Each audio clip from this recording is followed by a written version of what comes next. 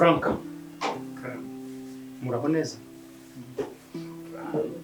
na madamu ndabona mumeze neza tumeze neza natwe mufashe neza mukaza mungwanje mufashe neza biragaragara Marc comment ça va Ça va bien. Ah ça se voit biragaragara kabisa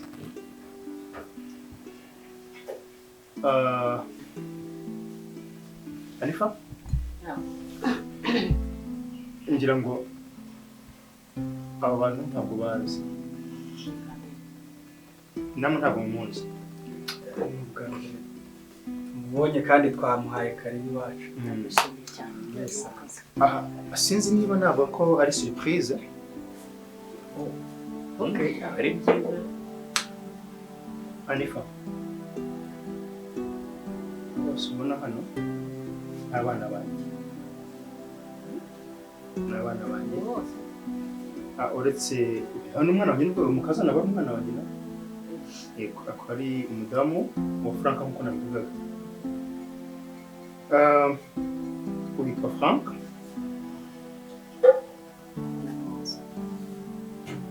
makana n'umwana wanjye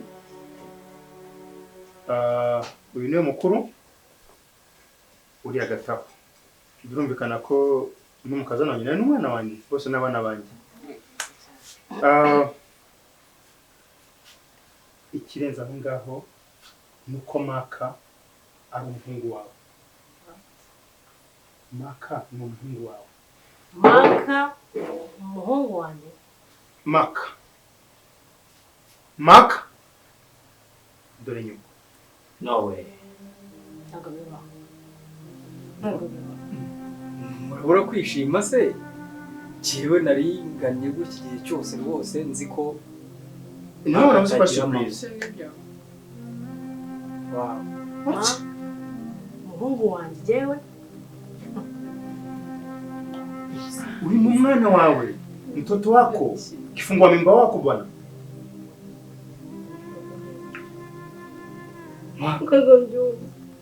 Uvuze?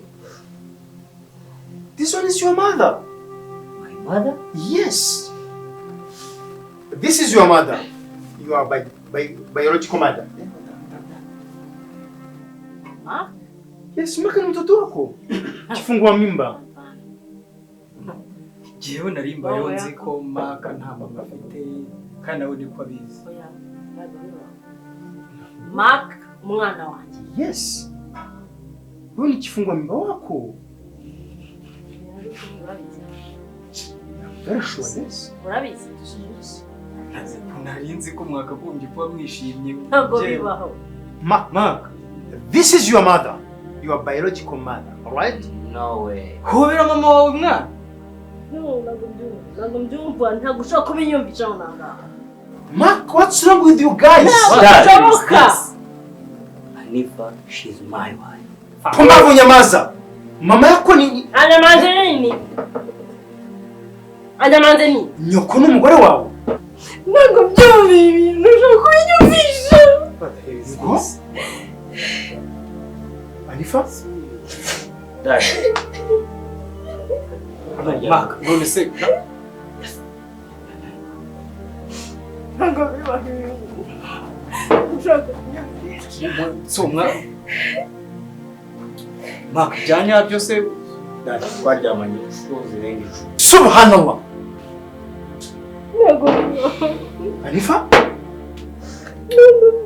Is that true? Roho mama yake yabizi wowe. Hari ibyo yamubwiye. Nakubaza arazi kuri ndi mama we. Uri umunyamafuti. Ntabwo ibintu ushobora kubisura.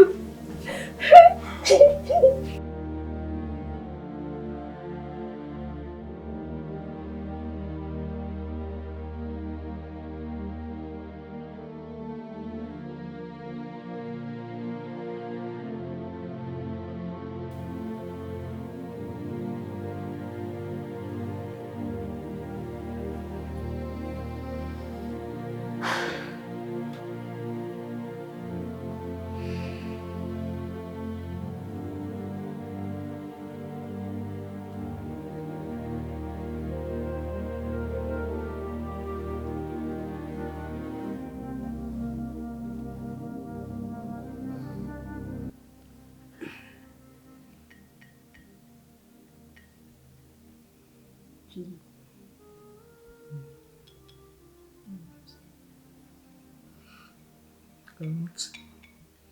Chérie, kurira.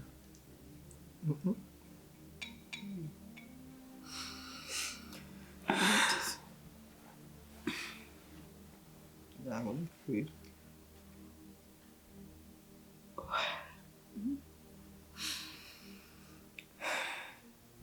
Chérie. Vite.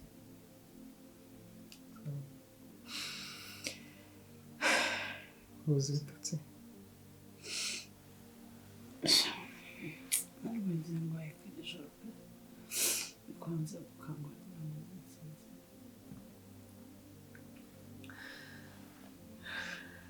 usigira ngo nigeze nsinzira nanjye ijoro ryose ntabwo nigeze ngoreka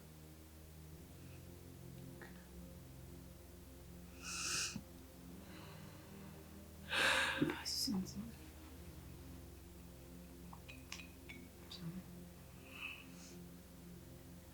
rero mbabarira Wowe nziza kandi. Wowe ndetse. Ikintu kibazo. mbare nyine kubona kwicishije inzara ngo nuko uraza Surprise. Ntabwo wabunda jishe. Twaburara.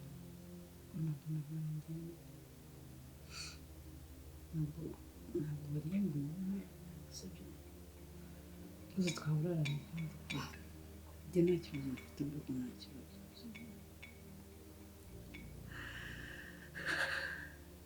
Igihe uri kumanitse, please.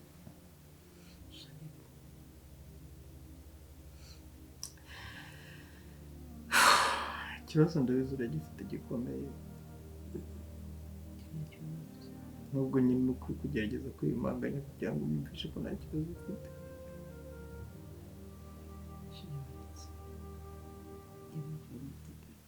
I'm sorry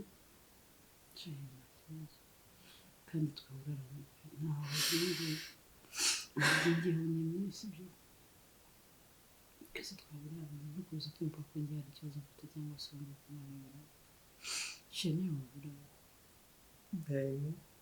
sibyo kandi muri ibibazo turimo gusanga kiri please bizarangira kandi vuba cyane waretse so ndabyumva nyine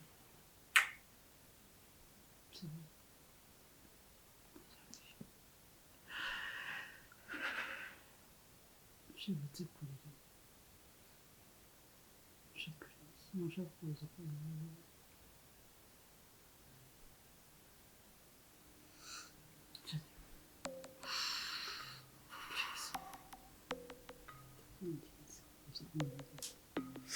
Manda kwicisha inzara ntabwo nawe ntabwo ari wowe kandi bizahinduka sibyo njya nizera ko ubuzima turimo buzarangira cyangwa suke waretse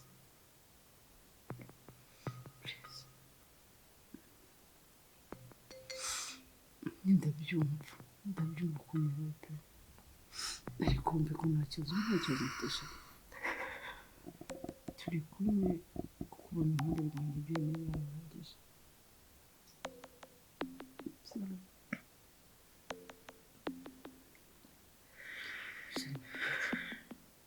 sindagukunda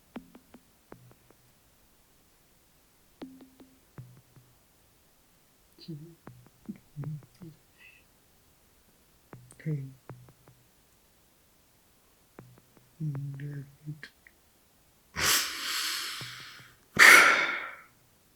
ndakwinjiza kuza kumenya okay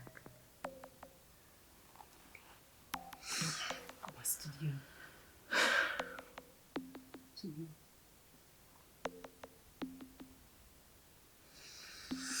Chérie. it's okay Ndasinziriye.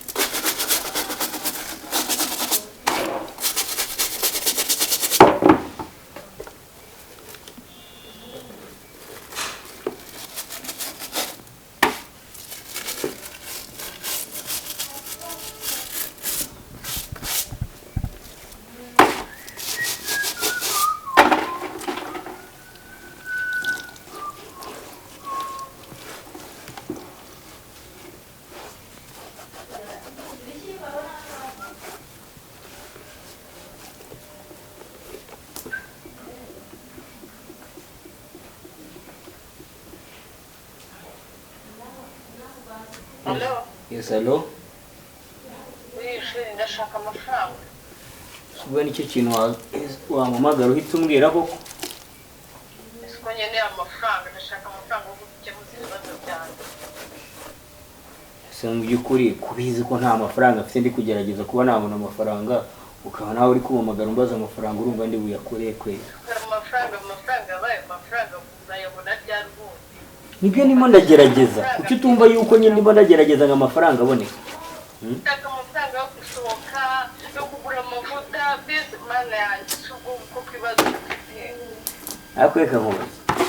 Uko ko nzabona ndi gusobanura yuko ndimo ndashaka akazi kugira ngo amafaranga aboneke. Mbone sinzi uko Igihe wahereye ubwira ngo akazi kabona ubundi by'ubundi umuntu utabona akazi. Ariko se koko niba nkubwira ibintu umva nkubwiza ukuri rero sibyo sheri humura ibintu bizagenda neza ndimo ndagerageza ngo nshaka akazi ndebe ko nanjye najya mbasha kugukorera ibyo ushaka kandi mu by'ukuri wumve ko ndimo ndagerageza kugerageza kwawe narakurambiwe nese mu by'ukuri reka nemere ko wabirambiwe ariko ndimo ndagerageza uko nshoboye kugira ngo mbone akazi mbone uko nzajya ngufasha usohoke nk'uko ubishaka ariko mu by'ukuri iyo mvugo narayirambiwe niba usubiramo wirepeta buri munsi wagira ngo ni indirimbo uri kwiga nta mafaranga mfite sibyo sawa rero reka nkure nta mafaranga mfite gusa wumve ko ndimo ndagerageza kugira ngo uzabashe rwose gutuma kandi reka nkubwire nk'igihe ngiye mbikoreho sibyo kandi abizi ko uzishima kabisa nk'igihe mbikoreho kandi abizi ko tuzabaho twishimye igihe ariko kuko nshaka kwisohokera nanjye nkajya njyana n'abandi bazayobora bajya kugurira njyewe nta n'igiceri cy'atanu ntacyo icyo nongeye kugusaba nk'igihe ngiye mbikoreho kandi abizi ko ibintu bizagenda neza ukishima sibyo tukishima njye nawe sibyo nose kandi uragira ngo nkore iki kweli reka mwihorere byawe nta mafaranga niyo nashaka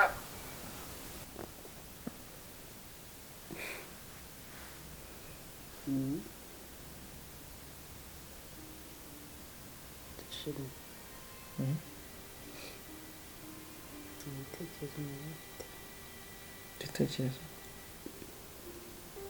mbwira nta kibazo ushoboye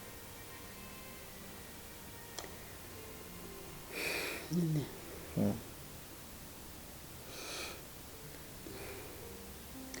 wazigiye kuba kwandikisha wazigiye kuba kwandikisha niba mfite akazi amajyana nyine mbaza nimba mfite akazi ndamubwira ngo ntabwo arambwira nyine ngo wajya gukora ikibazo ntabwo uri kuvuga ngo njye gukora kwa Ndekezi yego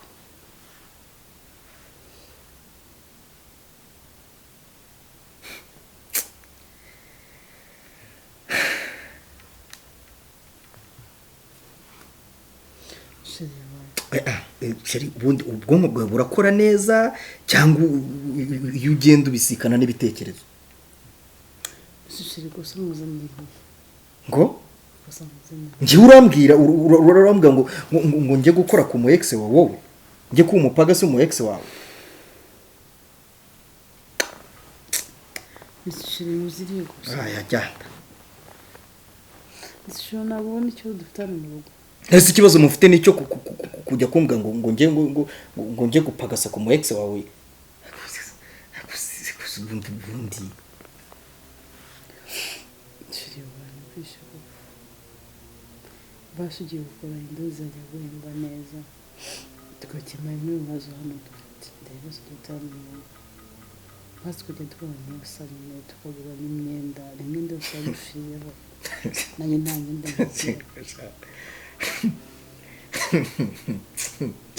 sheri wanditse gusa basi bivuze birasekeje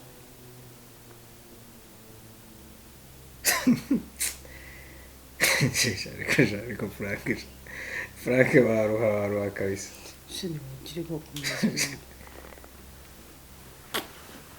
ngeze aho umbwira ngo ningende njye kuba umupagasi w'umu ex wawe. Nise bitwaye iki? Hey, akuse bite bya mama. Yaza yaje dufasha ibibazo bya mu rugo. So n'iherezo ry'ubuzima n'ide. Ushinye mu wanyumva. Nuko kabisa. Ushimye byose wabiremereje. Si uko bagenda, si ubwo ahubwo wagiye wowe wagezeyo na mbere yuko njya gukorayo. Uyashira ubizi ndagukunda n'ukajya nantekereza ibyo nabizi. Sibyo. Ndagukunda umugabo mwiza kandi uba. Ukagira ibintu ibyo kugira ngo ugiye gukora ndi nuko nakivuga. Ngiyewe ndibaza ubwonko bwe buri gukora hivanzemo umucanga byagenze gute? Nta kibazo ubona hano mu rugo. Ntabwo ubuzima turi muri kubona.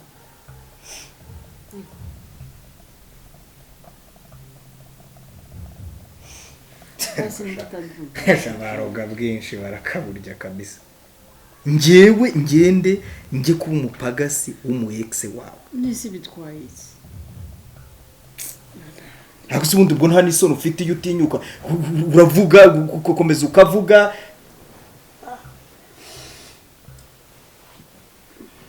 Jesus Christ. Ariko mbane.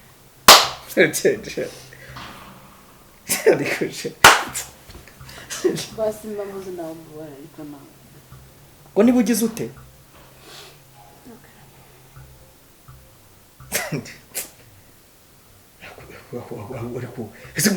Abagore ubwenge bwanyu burakora ntabwo bukora.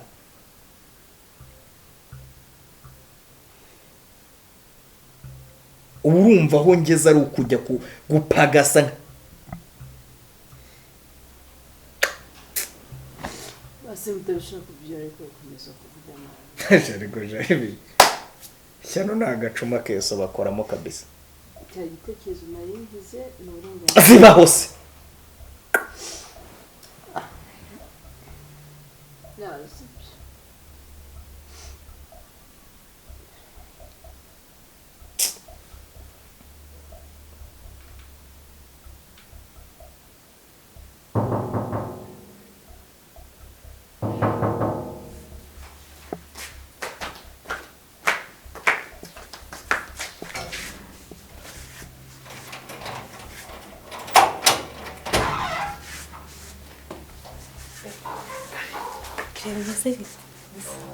Mbonye message ya Tanzania.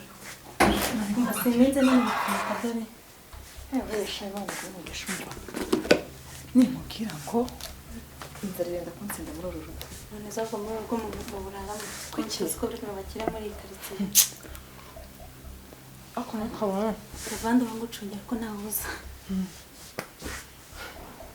Ntukabone yarumva. Ukuko rwawe rwiza. Ntukagira ngo abantu barabyo. Umva guhera ejo mu gitondo. Ubu sitezanya z'igitondo. Cyane. Guhera ejo mu gitondo. Nta kintu turarya. Umva ndavuze ngo inzara ntiyanyicira hano. Ejo nashatse kuza. Ndafata wenda nijoro turarya. Umva wowe ugeza nubona rwose byakomeye ugeza. Cyane njye byo nzajya nshaka uko mbiza. Ndabona. Benjo turarya. Mbona ejo yageze. Nta kintu mabuja mbwira. Umva. Dore. Hano harasiremo kanga nk'ikiro kimwe. Ako tubiri imboga zo kwizirisha. Hano kubona abantu bagenda pe. Ubu nta n'umuntu wamenya ko rwose ari inzara yabishe. Umva ni ibibazo gusa. Reba ko cya kimahura cyangegeze. Siko ubona n'abakire. Umva cyane aho. Umva ni inzu gusa bazataye niyo ari yawe niyo bakodesha sumba. Umva n'umufata. Ntabwo byumvikana pe. Nta n'umuntu wabyemera. Kareka. Umva ni ukubona inzu.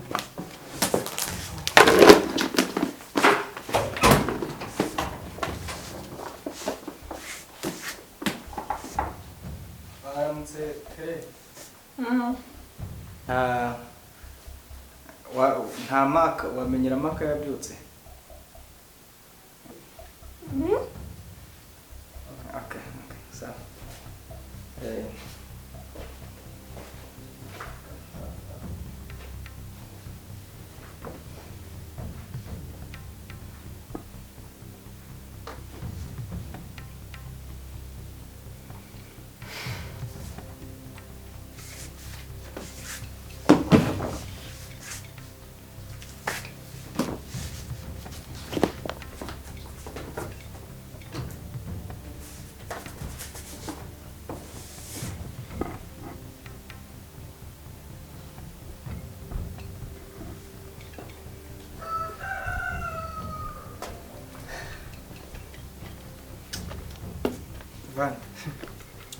Eti paramutse. Usa neza. Ese ko ndeba ufite ibibazo byagenze gute? Umeze nk'umuntu utishimye kandi usanajyaga nkubona.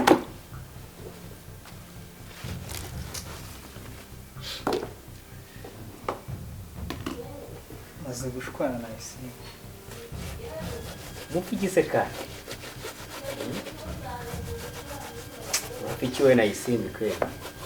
Shamenya ari bya bindi bavuga nyine ngo hari ubukene umwago bari wose nta muryango ngo ujye utuza ukennye nyine gutya. Ibibazo biri ahantu hose ntabwo ari ikibazo mwagakwiye gupfa ko ni ibintu mwagakwiye kumvikanaho mwembi. Kabizi ko cyane ko nta n'akazi kariho muri iyi minsi. Si icyo ngicyo ngo nawe ndi gusubiza icyo bavuga ngo dushwanye dupfa iki n'iki. Niba ari ubukene bubitera, niba ari ibibazo umuntu aba afite mu mutwe, niba ari iki ko ariko mu by'ukuri bipfuye ko ambwiye ngo ujye gukora kwa Ndekezi ngo ngende ngo ndekeze amakazi kwera ntisira ahantu ngeze. Ese ikibazo cyo kuba Ndekezi yaguha akazi ngo nuko wenda ari umu ex wiwe ubundi cyari ikibazo cyane kwenda ko yaba yumva ko kuba nta mafaranga harimo agakwiye kuyabona wenda ariyo mpamvu yatekereje ko Ndekezi yaguha akazi. Ubu mbega nyine urabona aho ngeze kujya gukora mu ba ex b'umugore wanjye tu. Icyo ntabwo ari cyo kibazo ariko. Nonese urumva atari ikibazo nyine. Urumva nta kibazo kirimo. Ntabwo ari ikibazo ko yarakubwiye ngo ujye gukora ku mu ex wawe. Ubwo wakibajije impamvu. Nyamara wagatekereje neza wasanga Isimbi we ku giti cye arimo aratekereza ku kibazo cy'ubukene waba ufite agatekereza ko kwandekeza ibyibura ariko wawe ukaba uri gukora kugira ngo ubone amafaranga. Uri kumva ko gasuzuguro se? Ntabwo gusuzugura. Ay oya byonyine no kubitekereza ubwabyo ni ikibazo. Gukorayo ni ikibazo. Ariko mbere yo gukorayo tekereza kumva umugore wakubwira ngo wagiye umu ex wanjye akabuha akazi. Uri kumva ikintu kirimo? Oya none icyo ntabwo ari ikibazo gikomeye rwose. Kuko byibuze niba nawe yabitekereje hari n'utabitekereza. Kubyumva neza cyane ko wenda ko wasanga Isimbi mu by'ukuri ibintu ari gutekereza ari byiza kurusha uko wowe uri kubitekereza. Yewe icyo ntekereza wagakwiye kumwumva ukamuha umwanya nawe yabitekerejeho kandi burazi impamvu yakubwiye ngo ujye gukora kwa ex we ahubwo wowe uri kuzanamo ibintu byo gufuha. Hega bimbwiye tubyutse dushwana. Oya ntabwo ari ikibazo mwagashwanye kandi uko ni ukuri ntabwo nkubeshya. Ngende nkore ukwezi gushire ngo ufata amafaranga uhembwe.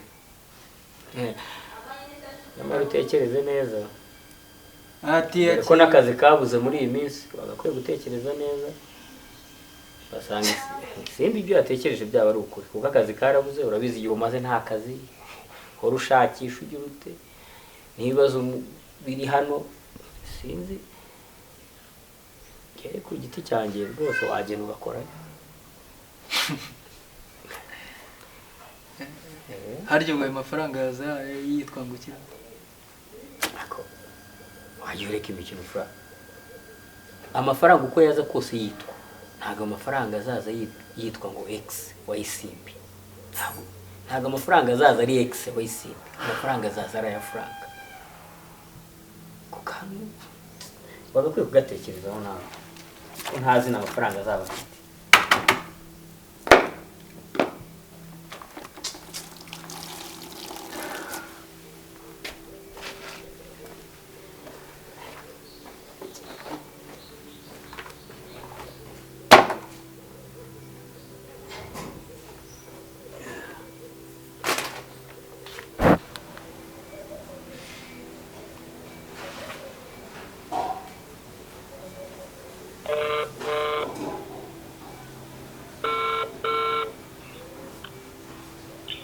Allo? Bimeze bite?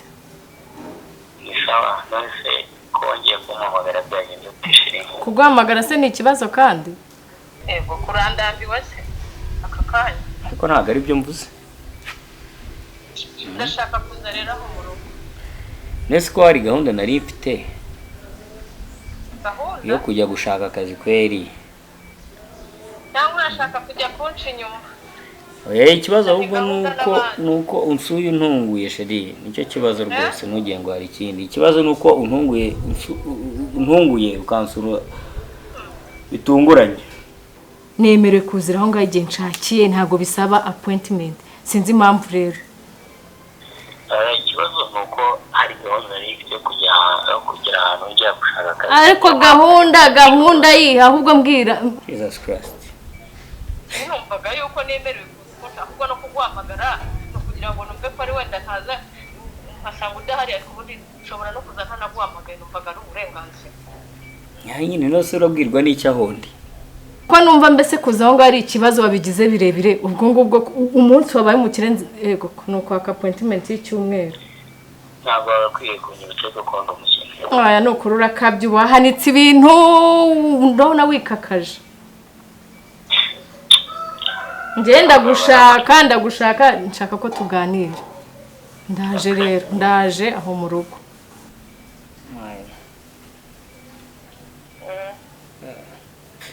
nta kundi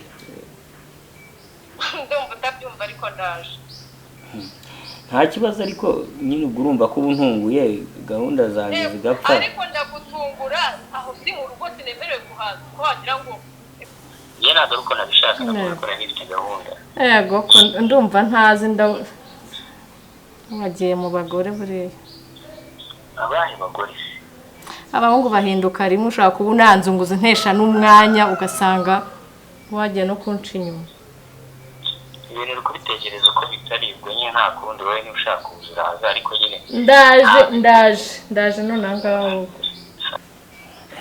ibi ngibi nabyo birandenze kabisa ndaba ndaje n'ubundi mbaje nzi ko nta kintu wifitiye nta kuzimana ntacyo mba kugoraho nta kintu uri bume ndakuzi nawe sinzi impamvu uba wikakaje wigize umuntu wahaye aha ibibazo bibwira abagabo nta kanya ndaba mpageze sawa